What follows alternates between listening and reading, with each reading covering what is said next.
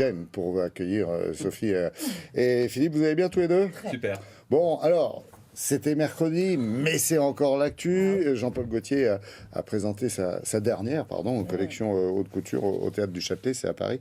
Après quand même 50 ans de carrière. Et quel succès. Et lui, quel sourire. La page se tourne... En beauté. Oui, c'est vrai. De façon, dans les étoiles. Dans les étoiles, c'est exactement ça, de façon magnifique. C'était vraiment l'énorme actu de cette semaine mode. Tout le monde s'est pressé à ce défilé Jean-Paul Gaultier. Nous, on a eu la chance parce qu'on était accueillis en backstage, de façon assez exclusive. Donc voilà, on était contents. Voilà. Jean-Paul Gaultier, c'est d'abord un être sympathique. Mais alors, non seulement il est hyper sympathique, mais surtout, c'est quelqu'un qui a toujours été en avance sur son époque. C'est vrai. Vous vous souvenez, il était le premier à lancer... Parce qu'il est accessible, parce qu'il écoute et regarde. Exactement, parce qu'il regarde. Donc c'était le premier à encenser des femmes et à montrer des femmes un peu différentes, avec des beautés qui n'étaient pas forcément normées. Bess Ditto, Rosie de Palma, sa grande amie qu'on a retrouvée au moment de ce défilé. Ouais. Il a marié Mylène Farmer, qui était quand même somptueuse, une mariée tout en noir, là qu'on a retrouvée pour son défilé. Ça a créé évidemment une émeute dans la salle, vous imaginez bien.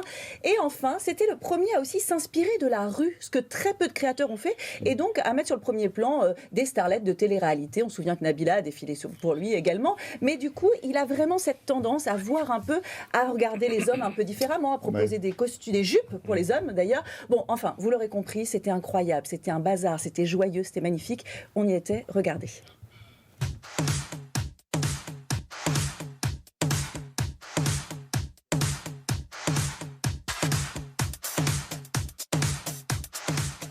Tout doit être possible en coiffure, voilà.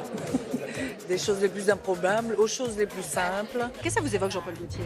Oh là, vous avez 2 heures? Je suis trop émue aujourd'hui pour vraiment n'ayez pas les paroles. C'est très impressionnant. Même cette chanson me rappelle quand j'ai fait les Folies Bergère avec lui. Ça représente quoi pour vous, Jean-Paul Gaultier? Des grands souvenirs. J'ai défilé enceinte de ma fille, de ma première fille, donc il y a 24 ans.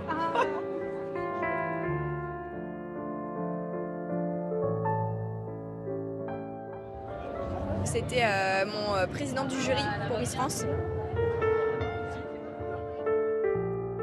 C'est la fraîcheur, la liberté, la joie de vivre, la couture, la grâce, la mélancolie, la beauté, la mocheté.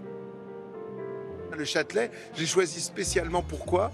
Parce que le Châtelet, c'est l'endroit où je suis allé avec ma grand-mère. On a vu une opérette qui s'appelait La Rose de Noël. Et je me souviens que ça m'avait marqué parce qu'il y avait en même temps un lit qui s'élevait et tout. Et j'avais vu ça, j'avais trouvé ça génial et ça m'était resté. Et après, je me suis dit qu'en fin de compte, c'était bien d'arrêter là. 50 ans de carrière, vous imaginez? C'est un jubilé, c'est comme la reine d'Angleterre. Vous croyez vraiment qu'il va s'arrêter? Non, il s'arrêtera jamais. Il s'arrêtera dans la tombe et encore, je suis pas sûr.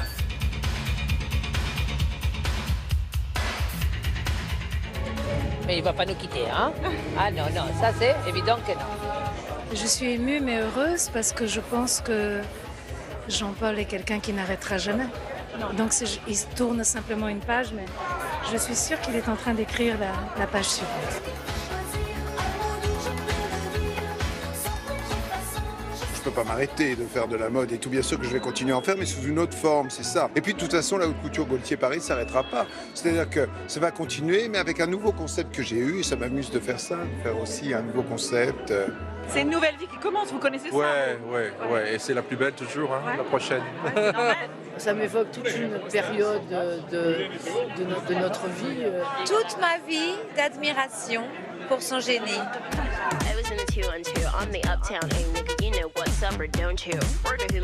Pour moi, c'est quelqu'un qui a été présent pendant mon enfance, mon adolescence, ma vie d'adulte.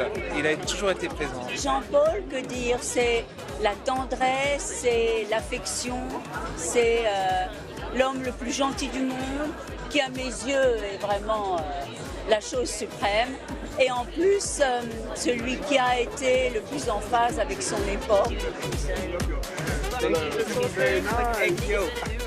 J'ai la chance de faire ce que j'ai toujours voulu faire, c'est-à-dire de la mode, d'être dedans, d'être sincère et tout. Et les gens, en fin de compte, réagissent bien. Et j'ai su petit qu'en dessinant, les gens allaient bien m'aimer, étaient gentils, me faisaient des sourires. Alors voilà, je continue à le faire pour avoir des sourires.